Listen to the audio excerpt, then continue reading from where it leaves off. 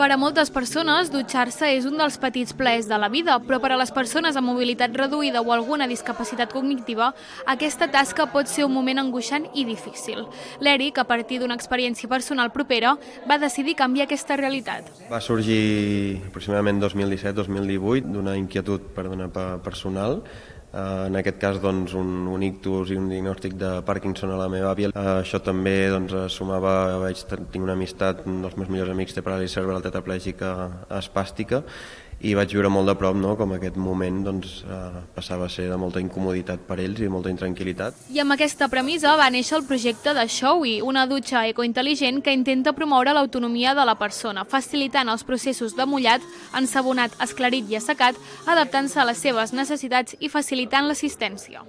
Fins al 2024 era tot encara molt prudent, intentar estabilitzar la tecnologia, és un producte nou al sector i hi ha hagut una feina molt important de ser molt prudents, estabilitzar molt bé la tecnologia, que tot funcioni com ha de funcionar per això portar-ho a més escala. La residència al Nadal de Vic va decidir apostar per aquesta iniciativa i al novembre van instal·lar-hi 2 primeres dutxes. Aquestes dutxes ens ajuden, faciliten molt el moment de la dutxa. Tenim persones que abans necessitaven ajuda, ara amb aquestes dutxes poden ser autònomes, poden fer de la dutxa un moment bonic, un moment terapèutic, que pots posar la seva música preferida, amb les llums, l'aigua, la temperatura que a aquesta persona li va bé. Amb aquestes dutxes, les persones que les utilitzen garanteixen la seva seguretat amb un detector de caigudes i també aconsegueixen reduir el consum d'aigua. I nosaltres el que fem a través del que ens permet la tecnologia d'automatització és controlar molt aquest consum sense comprometre el confort de la persona. I hem aconseguit reduir més d'un 50% aquest consum d'aigua amb la majoria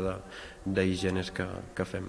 I a poc, els residents es van animant perquè aquest sistema s'integri en el seu dia a dia. A mi és una cosa que m'omple cada dia d'energia i poder parlar amb les persones grans, amb les persones amb discapacitat intel·lectual, amb els professionals que estan allà treballant cada dia una feina brutal, la que fan a tot arreu, a tots els centres, poder estar amb ells, parlar amb ells i veure com els està ajudant és el que fa que cada dia tingui sentit el que fem.